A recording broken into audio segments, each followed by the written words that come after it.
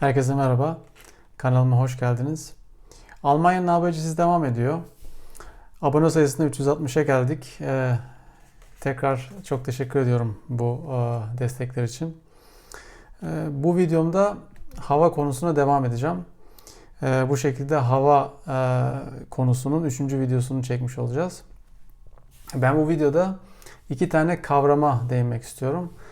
Bu iki kavramla birlikte hava maddesini, H harfindeki hava maddesini sanırım kapatabiliriz. Bunlardan birincisi gerçekten bizi çok şaşırtacak bir şey. Çünkü ben Almanların Türkiye'deki havayı bilmediklerinden bahsettim. Türklerin de Almanya'daki havayı bilmediklerinden bahsettim. Bu birinci anlatacağım kavram adeta bu söylediğim şeyleri destekler nitelikte, kanıtlar nitelikte. Bu kavram Almanca bir kavram. Hitzefrei. Hitzefrei demek okulların sıcaktan dolayı tatil edilmesi demek. Yani sıcak havadan dolayı okul tatil edildiğinde Almanca'da Hitzefrei deniyor. Yani sıcak tatili. Şimdi birçoğunuz buna tabii şaşırıyor. Neden şaşırdığını tahmin ediyorum. Bildiğiniz gibi kar tatili çok aşina olduğumuz bir şey. Kar tatili Almanya'da da var. Özellikle dağlık bölgelerde, güney bölgelerde çok yoğun kar yağışı olduğu zamanlarda 2 sene önceydi sanırım yanlış hatırlamıyorsam. Güney bölgelerde çok yoğun bir kar yağışı oldu. Alp bölgesine yakın yerlerde, yerleşim yerlerinde çok ciddi kar yağışı oldu. Ve bunun üzerine kar tatili yapıldı. Yani yerel yönetimler tabii ki buna karar veriyor. Türkiye'de de valilik karar veriyor.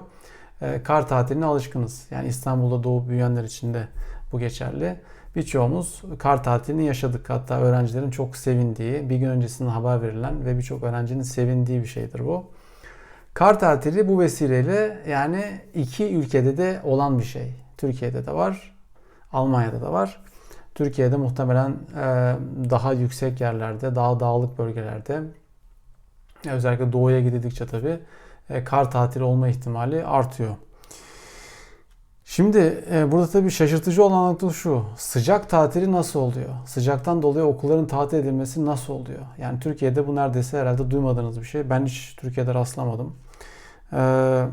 Almanya'da sıcak tatili diye bir şey var. Yani özellikle yaz aylarına gelindiği zaman sıcak havalarda belli bir saate kadar bekleniliyor.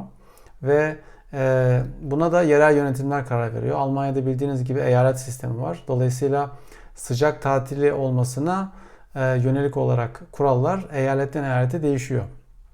Almanya'da 16 tane eyalet var. Burası bir eyalet cumhuriyeti.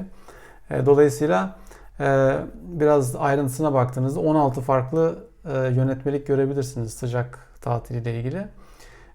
Ben genel itibariyle baktım nasıl karar veriliyor diye. Belli bir saate kadar bekleniyor. İşte ilkokul sınıfları, ortaokul sınıfları seviyesinde 11.30'a kadar bekleniyor ve sınıflardaki sıcaklıkların kaça çıktığına bakılıyor. Eğer sınıf sıcaklığı yani oda sıcaklığı 25 ila 27 her yerde aynı sıcaklık değil. 25 ila 27 seviyesine geldiği zaman veya onu geçtiği zaman okul tatil ediliyor. Belli bir saate kadar bekleniyor. Ondan sonra çocuklar eve yollanıyor. Yani böyle bir kural var. Yani Almanya soğuktur düşüncesini kafalarına bir şekilde ön yargıyla çakmış olan insanlara Almanya'da sıcak tatili olduğunu okullarda söylemek istiyorum. Bu gerçekten anlatılması gereken bir şeydi. Bu maddeyi mutlaka anlatmak istiyordum. İkinci konumuz gene dilsel bir şey. Bu kavram Almanya'da sıkça kullanılan bir kavram. Kavram Wetterfühlig.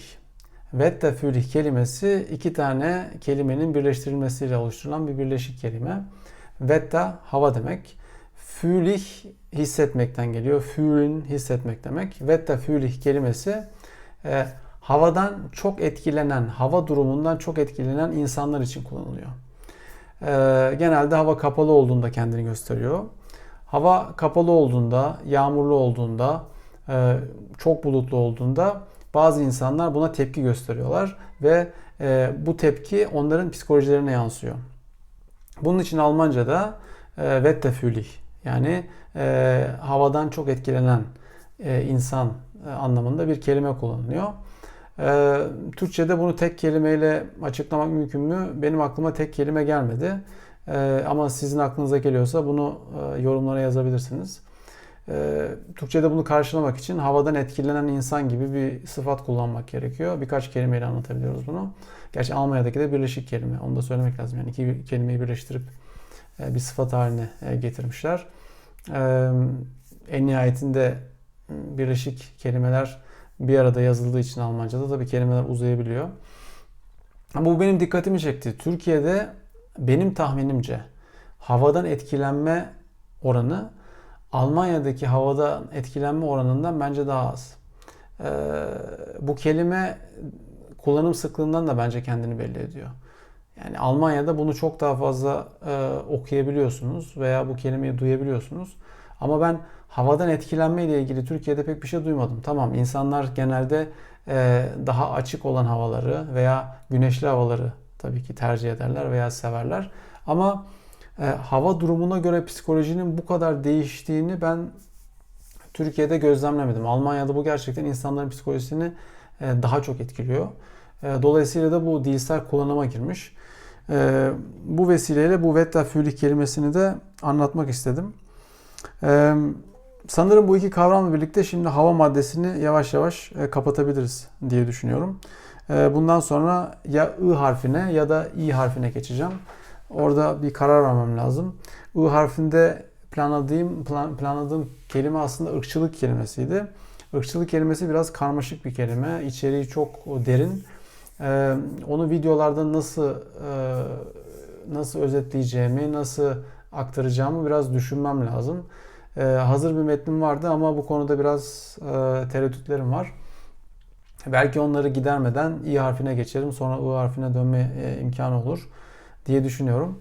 Umarım bu video da ilginizi çeker. İnşallah en yakın zamanda abone sayımızı 400'e yaklaştırırız. Size bu bilgilerin faydalı olmasını diliyorum ve en yakın zamanda tekrar görüşmek üzere diliyorum. Kendinize çok iyi bakın. Abone olmayı da unutmayın.